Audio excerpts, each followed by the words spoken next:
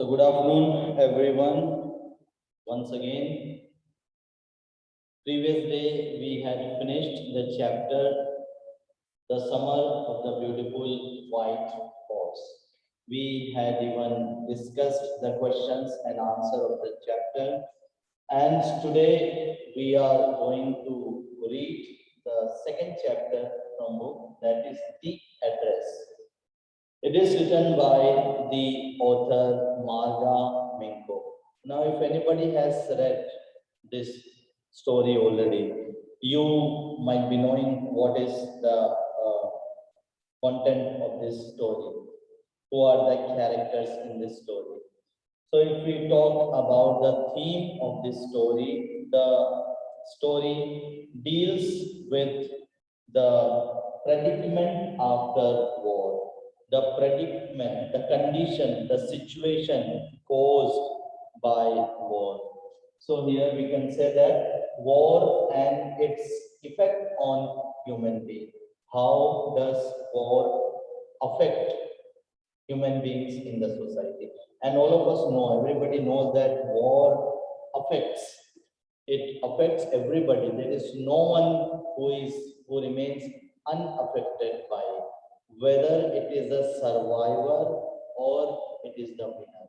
Whoever it is, whether it is a victim and the ruler, but everybody suffers. War cause any kind of harm in everybody's life. If we talk about the characters, then the author, Marga Minko, herself is the protagonist of this story. She is the main character in the story. Other than that, there is a little information given about her mother, and her mother name is given as Mrs. S. So, Mrs. S, here you can get it, you can understand that the complete name is not given. So, perhaps her mother's name started with S, and therefore she wanted to give introduction of her mother and herself to Mrs. Darling. Now, who is Mrs. Darling? Mrs. Darling is a known Jewish lady. Non-Jewish means she was not Jewish. She did not belong to Jewish community. She had a daughter. Her name was, and her name again also is not given there. So Mrs. Darling and her daughter, and author and her mother. So what kind of bonding they had towards each other, mutual understanding, that also we can see here in the story. Now, if I give you a gist of the story, I can tell you in short that the story revolves around the effect, the consequences, and the situation caused due to war. So, here in this story, Marga Minko, she is the survivor, and her rest of the family had died in the war. Before again we continue, you have this little bit introduction about Nazis, Hitler, Jewish, and the people of Germany. So how Nazis came to power, how Hitler targeted the Jewish community, and he killed lakhs of Jewish in different ways. Some of them were killed in gas chambers, some were given the electric shock, some of them were drowned into the water tank. So different stories are there, facts written about what happened. So in 1942, around when the World War II got over, so after that time, after World War II, what conditions were there in Holland, in different parts of the country? It's mentioned. So you also might have heard about the word Holocaust. Okay, so after Holocaust, when the Jewish were targeted and killed, Marga Minko was the only son. Excuse me, sir. Yes, who is that? Will you please let me enter through another device? Why? What Sir, happened? actually, my laptop has low battery. Yes, yes, I am allowed you. I am allowing you and Sanjana. Yes, both are there. Thank you, sir. Okay, all right. Yes. So remember Sir, that, also your voice is echoing. yeah, my voice is breaking, Echoing, not breaking. echoing now, echoing. So I can lower it only. I can speak slowly. That's what I can do. Yes. So I was giving you the introduction of the author that she was the survivor of Holocaust. Her whole family was captured by Nazis and Hitler's army, and then they were killed. And she is the only survivor who hid herself in the hiding in a secret place, and then this is how she survived. So she lived between 1921 and till present she is living. She is still surviving, it seems. So till 2021 she is living, and she was a Dutch journalist. She wrote many of her writings and novel, her stories in which language? Dutch language. Now, this short story which we are going to read, it's a poignant. Poignant means it's a sad, sorrowful. So poignant account of a daughter who goes in search of her mother's belonging after the war. So therefore, I told you that it's revolving around the pre-war condition and after-war consequences or condition in Holland. So you know, in World War II also the world divided into two groups. One side there were Germany, Russia, China, other countries. Second side there was America, England, and other countries. So this is how the World War was there, and you know the better detail than I'm sharing with you about World War. And when she finds her objects after World War II got over, she doesn't accept all these subjects. She rejects all those subjects because she thinks now these all these objects are useless for her. She decides to leave them all behind and resolves to move on in life. Now I can tell you the whole story in my own words, in short. So Marga Minko, the author, one day she went to Mrs. Dolling house. Mrs. Dolling, her address was house number 46, Marconi Street. It will come there. House number 46, Marconi Street. And this address was given to the author by author's mother. So when author remembers and she shares the information with us, she says that when she was small, when she was small teenager, she used to study in the hostel. And one day when she returned from the hostel for some holidays, she noticed that the things, the items, the objects which were there in her house, in her room, they were becoming less day by day. They were reducing. So she asked about it from her mother, and that time the mother had informed her about Mrs. Dolly. Her mother had told her that this is my friend, this lady, Mrs. Dolly, she is my friend, and because now there can be any time war is going on, and any time there can be attack on us, attack on our family, and we may have to leave everything all of a sudden. So if we have to leave all the objects, all the products, everything all of a sudden, how we are going to save them? So this lady, Mrs. Dolling, who has been my friend, who has been my old acquaintance, she came to me and she herself suggested to me that why don't you give your valuable things, your gold, your silver, your cutlery, your other all precious valuable items to me. I will preserve it safely in my house, and whenever the war conditions get over, you can take them from me. So this girl, when the Marga Mingo was a teenager, One day she was at home only, and herself she was that this lady, Mrs. Darling, she came and she was carrying big flower vase with her and other cutlery. So each time she used to come to her house, she used to take something or the other. So this way she had taken many of the objects, many of the things from the author's house. And now at this point, her mother, she had told Maga Minko that remember this address, house number 46, Marconi Street, Mrs. Dolly. So therefore, Marga Minko remembered this address very well. And now, when the war got over, the condition became better. She went back to this lady's house, who was a known Jewish lady, and she knocked the door. So when she knocked the door of the lady, this lady opened the door, and she is not identifying Marga Minko. Even though she might have identified perhaps, but she is behaving that she is not identifying. She is responding in a very, very cold manner, cold way, cold behavior, as if she doesn't know. And then Marga Minko still gave her introduction. She said, I am the daughter of Mrs. S.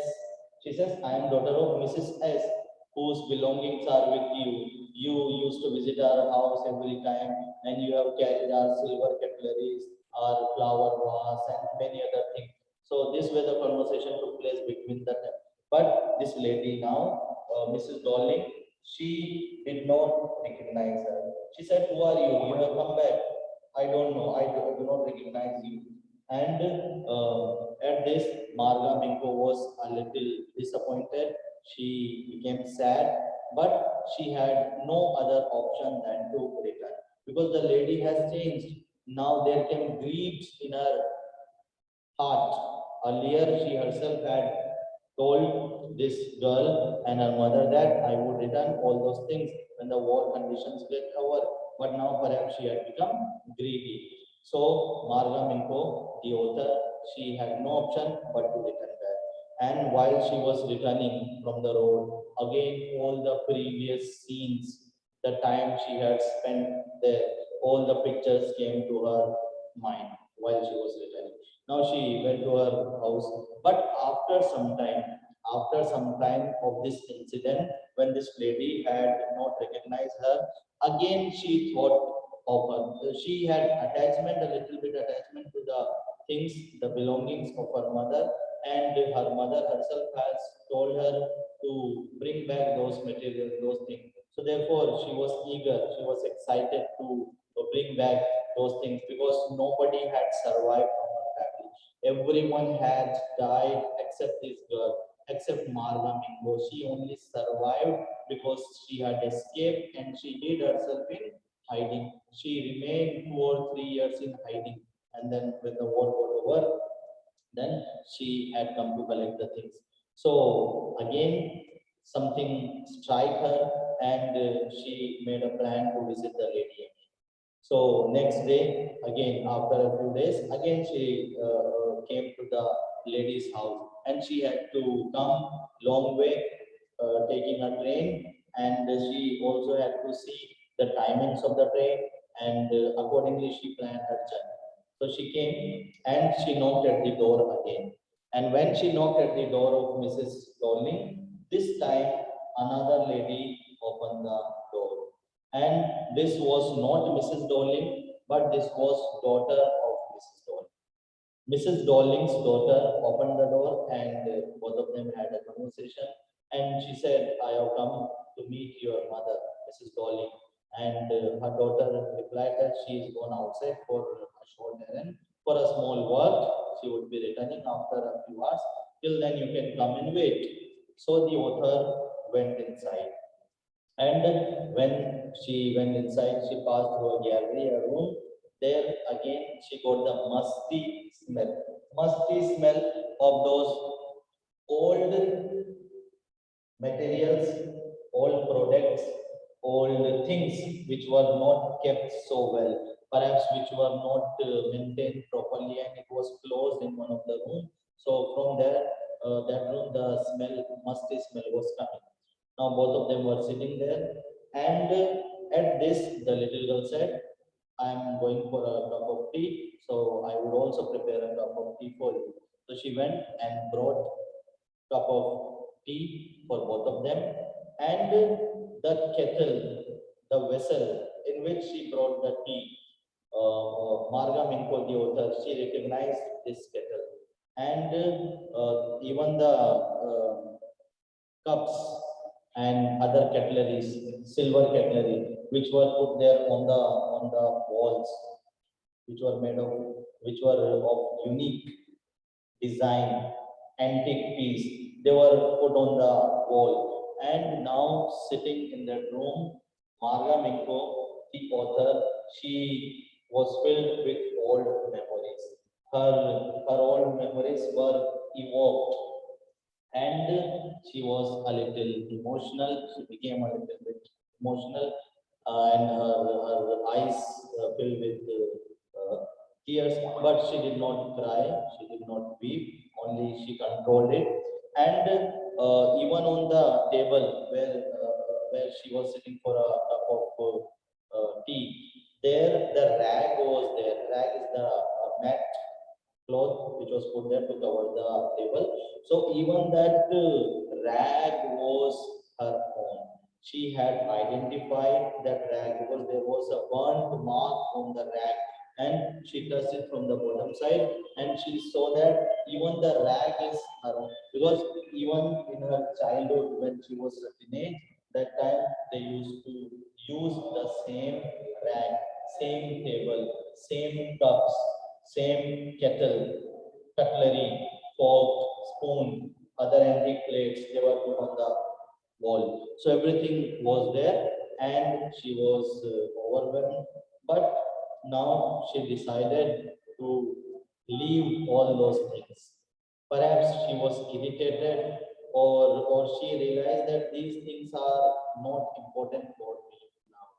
She grew up, and she did not value all these things, and therefore she decided to leave that place. So after having a cup of tea, she said, "Now I'm going."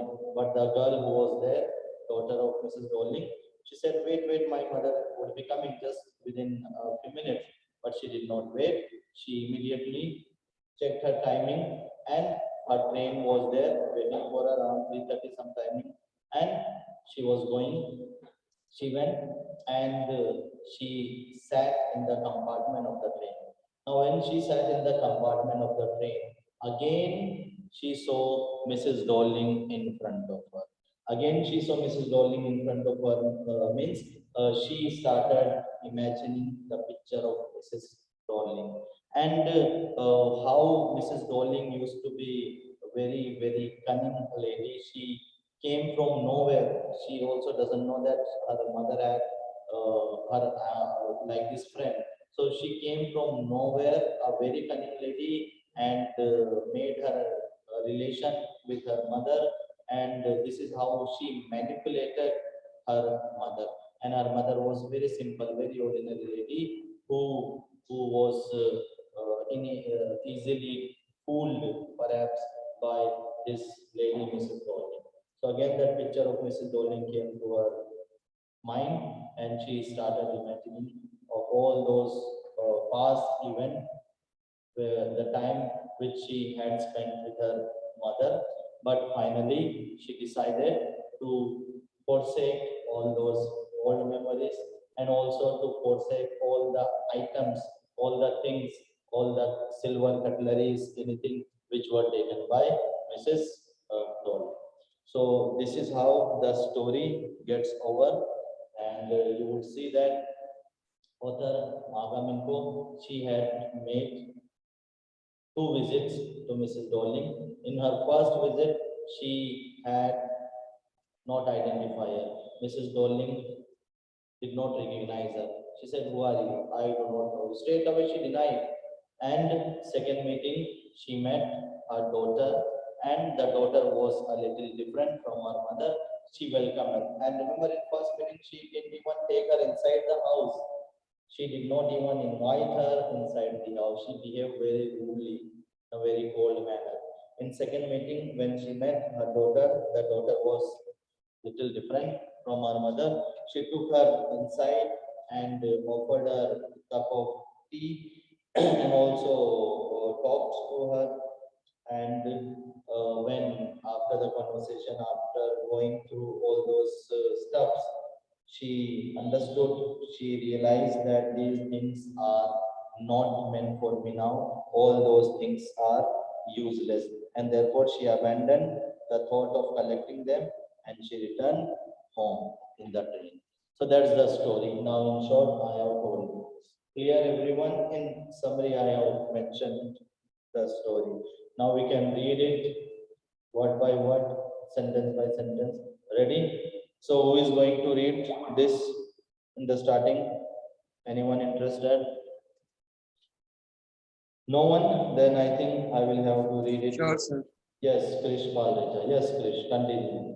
So do you still know me from here, Krish? The address, page number 10 by Marga Milko. Sir, do I have to read the small preface? This I have read already. You begin from do you still know me? Okay, sir. Do you still know me? I asked. The woman looked at me searchingly. She had opened the door a chink.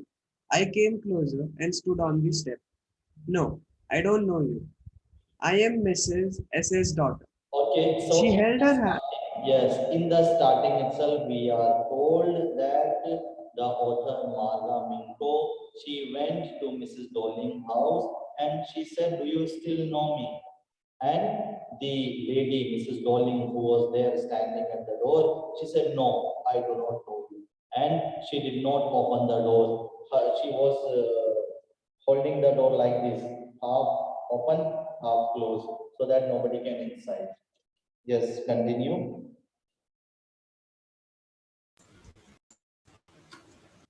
She held her hand on the door as though she wanted to prevent it opening any further. Her face gave absolutely no sign of recognition. She kept staring me in silence. Perhaps I was mistaken. I thought perhaps it isn't her. I had seen her only once, fleetingly, and that was years ago. It was most it was most probable that I had rung the wrong bell. The woman let go of the door and stepped to the side. She was wearing my mother's green knitted cardigan. The wooden buttons were rather pale from washing. She saw that I was looking at the cardigan and half hid herself again behind the door. But I knew now that I was right. Sir, Okay. what is the meaning of fleetingly? Yes, yes, just tell it. So she had her hand on the door. So the lady, Mrs. Dolling, she was holding the door, standing like this so that nobody can get inside and check the belongings, check the things, what are the stuff inside. Therefore, she was standing on the at the door itself. And now when she said, "I do not know you," even the author, Marga Mingo, became confused. She thought, "Have I come to wrong house?" But then again, she confirmed. But she had this thought, negative thought. She was confused because she remembered that she had seen the lady only once. That's also fleetingly. Fleetingly means quickly. When this lady was taking something in hurry, she was moving. So fleetingly, in hurry, she had seen the lady. Just had a look of the lady. So perhaps the author thought that I am wrong. I have come at the wrong address. It is my mistake.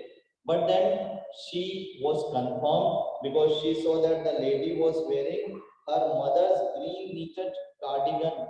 The lady, Mrs. Dolling, who said, "I do not know you, I do not know your mother," she was wearing her mother's cardigan sweater. And the wooden buttons were rather pale from washing, continuous wearing and washing.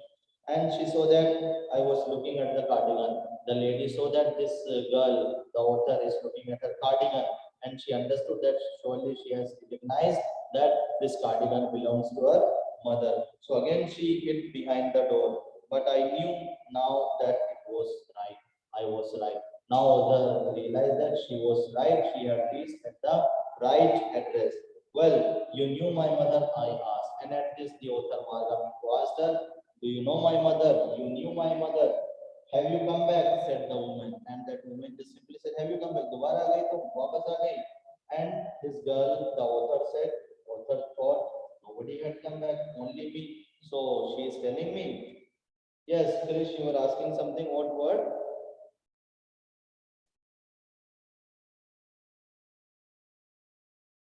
Krish Parvecha, you were asking something. Sir, I was asking what is the meaning of the word fleetingly? Fleetingly, yes. जल्दबाजी में. Hurriedly. You mean we can say hastily? Yeah. We Hasty. can we say hastily? Yes, correct. Hastily. Okay, sir. Thank you, sir. Yes.